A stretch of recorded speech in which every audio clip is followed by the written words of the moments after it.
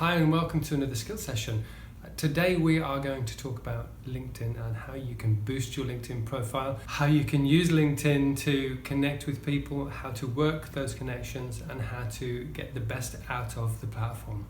One of the most important things about LinkedIn is that you don't go in cold.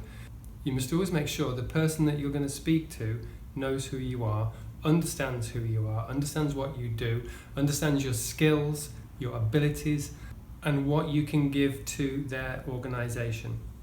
So first off, obviously you must have created a LinkedIn account. If you haven't created a LinkedIn account, do that right now. What I want you to do now is search for the area in which you work. Okay, so the little blue search bar that's just at the top left of the screen, type the area in which you work there and hit send. Everyone that you see in that area, I want you to send a personal message to, not just click connect. I want you to begin developing the relationship right now, from the word go, from the first introduction that you have with them. Once you've found someone in your area, click on their profile and go down to their activity so that you can see how much they post. We want to find who the best posters are, who post most, who post more often. When you click connect, type a personal message. Hi, whatever their name is, I would love to add you to my network of professional finance, IT, marketing, whatever area they work in. It would be great to add your name to my network. I hope we can connect soon and I look forward to reading your posts. What this does, it adds a little bit of a personal touch. Okay, it's not much of a personal touch, but it's a little bit of a personal touch, and you're not asking for anything other than a connection. Now, the reason they're on LinkedIn is to make connections in their network. So this is what you're doing here. You're making that personal connection. You're not just clicking connect and you're not just having a blank message come up that someone wants to make friends with you or be in your network or whatever. Remember that Instagram isn't Facebook, it isn't Twitter, it isn't Instagram, and it isn't TikTok, whatever TikTok is. So don't post things like here's my last dinner or here's my cat or isn't this cute. It doesn't work very well. It doesn't put you in much of a professional light. People do it, but honestly, are they taken very seriously? Well, I don't take them seriously, so make sure that you don't do that. Once you've done that with a bunch of people, then you can start posting. Now, a good way of doing this is, if you say, for example, if you're in finance, go to Google and into the search term, just type in financial trends for 2020, hit enter. Whatever you get back, have a look at the top 5 of those. Which one seems the most interesting? Click on that, copy the address bar, go to your posts, paste the address into there, put a brief message on there, which is something like, I found this really interesting. What do you think? And then add a few people. So you've got @ and then their name. You can write something a little bit more elaborate than that if you want to. It's probably best idea too.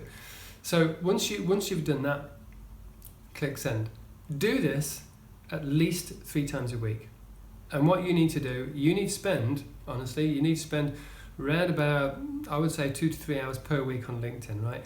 What you should do while you're at university is work your LinkedIn connections so that by the end of 3 years, you've built up a massive great network of connections who work in the industry that you want to work in. By the time you're in the final year, what you need to do really now is start poking these people, bringing them into conversations, working them into conversations, reposting their posts saying this is fantastic, and so they will know who you are. They'll understand that you are good in your area, that you're professional, that you've been working this, that you know what you're talking about.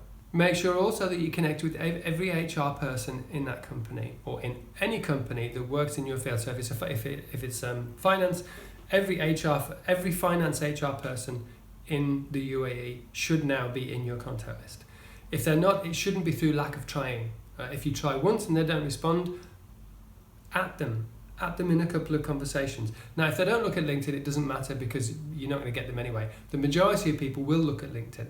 Also, what happens is the majority of people from HR, once they get a CV in, they will then come back into LinkedIn and check your profile to see how closely you fit the bill. Now, if you've been in touch with these people, they'll already know you, so you'll have an edge over most of the competition who are going for this post, because lots of them won't think about doing this that you're doing here now. The last figure I looked at said that over 90% of employers look at LinkedIn profiles before they hire. So even if they do look at your CV, they're still going to look at your LinkedIn profile. Make sure that your CV matches your LinkedIn profile. It's very important. Another great thing about LinkedIn is once you are connected with people, you'll get more information than you would if you're not connected, quite obviously, really. But if you go to contact information, if you click onto contact information on here, that brings up their email address, sometimes their phone number, and a couple of other details. If they don't respond via email, a suggestion is to give them a quick buzz on their other email. Now, mostly it's a professional email, but sometimes it's a personal email too. Now, if they've put an email in there, it's because they agree that they can be contacted. Because if they don't agree to be contacted, their number isn't there or their email address isn't there. Now, the reason you're emailing their HR is not to say that I want a job. The reason you're emailing is to say you want some advice.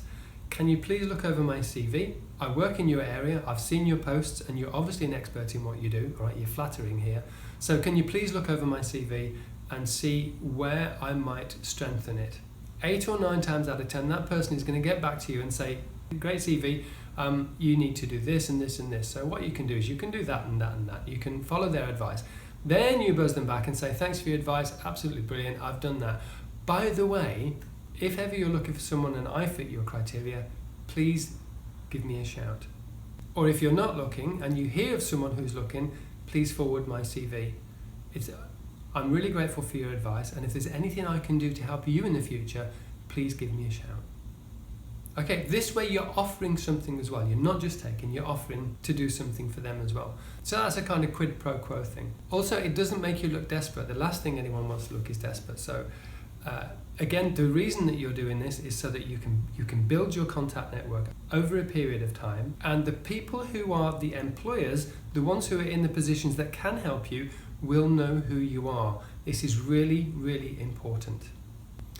Once you've done that, post regularly, keep an eye on the people that you follow, that the people you're connected to. Look at what they do, like their posts, comment on their posts. The more you comment, the more they like you. The more you like them, the more they like you. And the more you converse with them, the better they will know you. And selling yourself is the most important thing with LinkedIn. In fact, it's the most important thing with anything, that you're selling yourself, that these people understand what you can do and they understand what you know and how brilliant you would be for their company. Now, if you see a post that you're not connected with and you fancy the internship or you fancy having a bash at the job, you can still buzz them, connect with them.